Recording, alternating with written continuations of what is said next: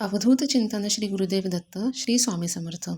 आपलं सगळ्यांचं माझ्या चॅनलमध्ये पुन्हा एकदा स्वागत आहे. तर आजच्या व्हिडिओमध्ये आपण पाहणार आहोत 3.5 मुहूर्तांपैकी एक असा दसऱ्याचा शुभ मुहूर्त. आणि 2024मध्ये हा मुहूर्त आलेला आहे 12 ऑक्टोंबर या दिवशी. शनिवारी 12 ऑक्टोंबरला दसरा आहे आणि ह्या शुभ दिवशी आपल्याला एक उपाय करायचा आहे. स्वामी महाराजांची सेवा तर आपण करतच असतो, पण हा जो उपाय आहे तो वर्षातून एकदाच केला जातो, जो महाराजांचा उपाय आहे.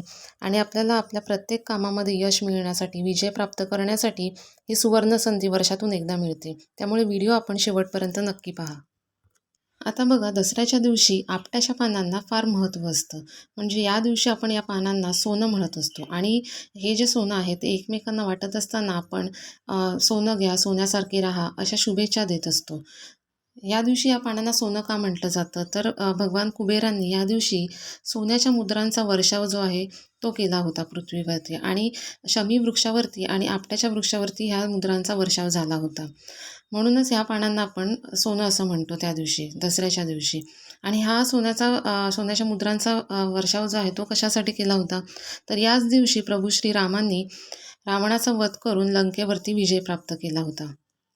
आणि म्हणूनच या दसऱ्याच्या दिवशी आपट्याच्या पानांना फार महत्त्व असतं. आणि ही आपट्याची पानं आपण दसऱ्याच्या दिवशी देवाच्या पुढे ठेवून देवाला प्रार्थना करत असतो की घरात सुख समृद्धी आणि भरभराट राहू दे. त्याच पद्धतीने आपल्याला स्वामी महाराजांची अतिशय उच्च कोटीची अशी सेवा आणि उपाय या दसऱ्याच्या दिवशी करायचा आहे. तो कोणता, तो आपण बघूयात. तर बघा, ही जी आपट्याची पानं आहेत ती आपल्या घरातील जे देव आहेत त्या प्रत्येक देवाच्या पुढ्यात आपण आपट्याची पानं ठेवत असतो आणि घरातील प्रत्येक सदस्य ठेवत असतो. त्याचप्रमाणे आपल्याला स्वामींसाठी हा उपाय जो करायचा आहे. आता बघा, उपाय आपल्याला करत असताना असं नाही आहे की उपाय केला म्हणजे झालं. तर आपल्याला कष्ट हे करायचेच आहेत. ते तुम्हाला, मला, कोणाला चुकलेले नाही आहेत. पण ह्या कष्टाला, आपले जे कष्ट आहेत त्याला नशिबाची पण साथ हवी असते आणि म्हणूनच हे उपाय करायचे असतात. तर कारण बघा, देव आपली जी काही कर्म आहेत, चुकीची कर्म जर आपल्याकडून झाली तर देव आपल्यावरती कोपतो आणि देव आपल्यावरती कोपल्यानंतर आपले गुरु जे आहेत ते आपल्याला तारतात.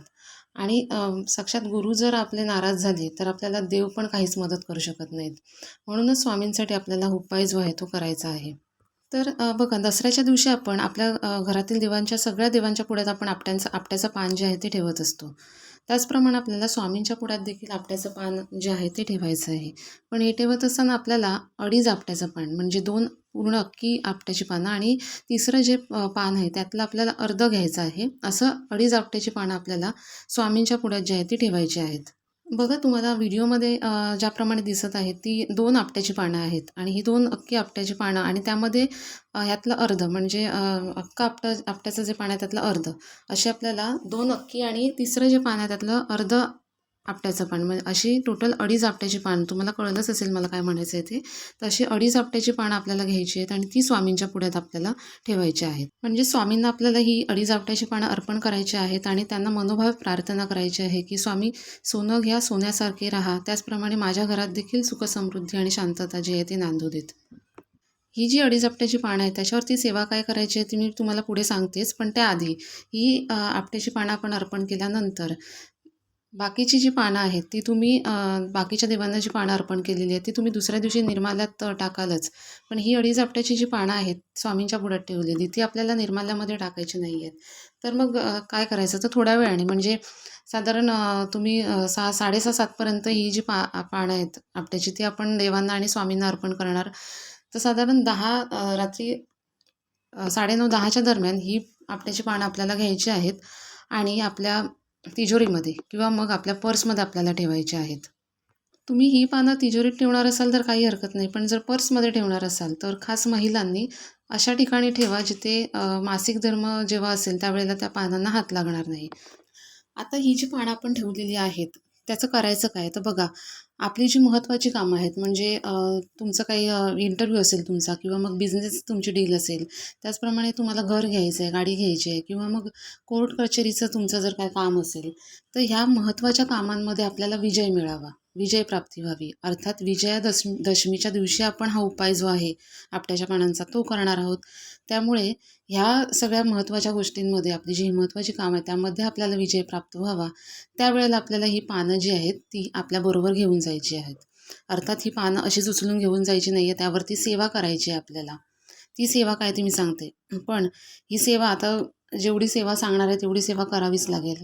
कारण बघा 11 माळी जप आहे, तर 11 माळींच्या ऐवजी 3 माळी केल्या तर चालतील का वगैरे तर नाही. जेवढ्या सेवा ज्या आहेत सांगणार त्या करायच्याच आहेत, कराव्याच लागतील. कारण देवाकडे मागताना आपण भरभरून मागतो, पण ज्यावेळेला देवाला वेळ द्यायचा असतो त्यावेळेला आपल्याला वेळ नसतो त्यांच्याकडे. असं नाही, ही महत्त्वाची कामं करताना आपल्याला वेळ हा काढावाच लागेल सेवा करण्यासाठी. आता ही जी आपट्याची पानं आहेत त्याच्यावरती आपल्याला सेवा कधी आणि कशी करायची आहे ते बघूयात. तर बघा ज्या दिवशी तुमचं काही महत्त्वाचं काम असेल, म्हणजे तुम्ही इंटरव्ह्यूला जाणार असेल, बिझनेस डील किंवा मग तुमचं कोर्ट कचेरीचं, घराचं काम असेल, ज्या दिवशी तुमचं काम असेल त्याच्या आदल्या दिवशी, एक दिवस आधी आपल्याला ह्या सेवा ज्या आहेत त्या करायच्या आहेत. त्या कशा करायच्या? तर उजव्या हातामध्ये आपल्याला जी ही आपट्याची अडीच आपट्याची पानं आहेत ती उजव्या हातामध्ये घ्यायची आहेत. देवासमोर बसायचं आहे, स्वामींच्या फोटोच्या समोर बसायचं आहे. उजव्या हातात ही पानं घ्यायची आहेत आणि डाव्या हातामध्ये आपल्याला जपमाळ घ्यायची आहे. 11 माळी स्वामी समर्थ मंत्राचा जप करायचा आहे. त्याचप्रमाणे 11 माळी आपल्याला नवार्णव मंत्राचा जप करायचा आहे आणि 11 वेळा विजय सुक्तम. विजय सुक्तम जे आहे ते तुम्हाला यूट्यूबवरती मिळून जाईल. त्याचं आपल्याला पठण करायचं आहे. पुन्हा एकदा सांगते, 11 माळी स्वामी समर्थ मंत्राचा जप करायचा आहे, 11 माळी नवार्णव मंत्राचा जप करायचा आहे आणि 11 वेळा विजय सुक्तमचं पठण करायचं आहे. या सेवा झाल्यानंतर ही जी आपट्याची पानं आहेत ती आपल्या पर्समध्ये ठेवून आपण दुसऱ्या दिवशी जे काय महत्त्वाचं काम आपलं करायला जाणार आहोत आपल्याबरोबर आपल्याला घेऊन जायचे आहेत. त्याचप्रमाणे बघा, आता हे एकदा आपलं काम झालं की पुढच्या वेळेला जेव्हा आपलं काही महत्त्वाचं काम असेल, दुसरं काही महत्त्वाचं काम असेल, त्यावेळेला आपल्याला ह्या ज्या सेवा आहेत त्या पुन्हा कराव्या लागतील. कारण बघा कसं आहे, लक्षात घ्या, आपण जी ही आपट्याची पानं, सेवा केलेली आपट्याची पानं जी आहेत ती जेव्हा आपण आपल्याबरोबर घेऊन जातो, आपलं काम जे आहे ते 100% होणारच, यात काही शंकाच नाही. पण दुसऱ्या वेळेला जेव्हा आपलं महत्त्वाचं काम असेल त्यावेळेला आपल्याला पुन्हा ह्या सेवा ज्या आहेत, ह्या सेम सेवा आपल्याला पुन्हा त्या आपट्याच्या पानावरती करायच्या आहेत. कारण कसं आहे की एकदा आपलं काम झाल्यानंतर ह्या सेवा ज्या केलेल्या असतात आपण, त्याची पॉवर जी आहे ती कमी होते आणि म्हणूनच पुढच्या वेळेला जेव्हा तुमचं काही काम असेल त्यावेळेला ह्या सेम सेवा आपल्याला पुन्हा करायच्या आहेत. म्हणजे पुढच्या वेळेला तुमचं जे काही महत्त्वाचं काम असेल, काही लग्नाची बोलणी असतील किंवा मग काही तुमचं जे घर घ्यायचं असेल, गाडी घ्यायची असेल, अशी जी काही महत्त्वाची कामं आहेत त्याच्या आदल्या दिवशी, म्हणजे आधी सांगितल्याप्रमाणे आदल्या दिवशी, म्हणजे ज्या दिवशी तुम्ही जाणार आहात त्याच्या आदल्या दिवशी आपल्याला ह्या सेम सेवा त्या आपट्याच्या पानांवरती पुन्हा करायच्या आहेत. आता ही आपट्याची पानं किती दिवस ठेवायची?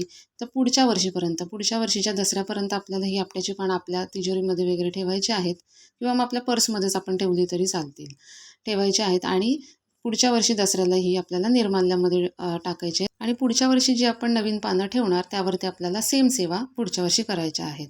तर अशी ही अत्यंत प्रभावी अशी सेवा आहे. तुम्ही यावर्षी दसऱ्याला नक्की करा आणि तुमचे जे कोणी मित्रमंडळी आहेत, नातेवाईक आहेत त्यांना देखील सांगा. व्हिडिओतील माहिती जर आपल्याला आवडली असेल तर व्हिडिओला लाईक करा आणि अशाच व्हिडिओजसाठी चॅनलला सबस्क्राईब देखील करा. धन्यवाद.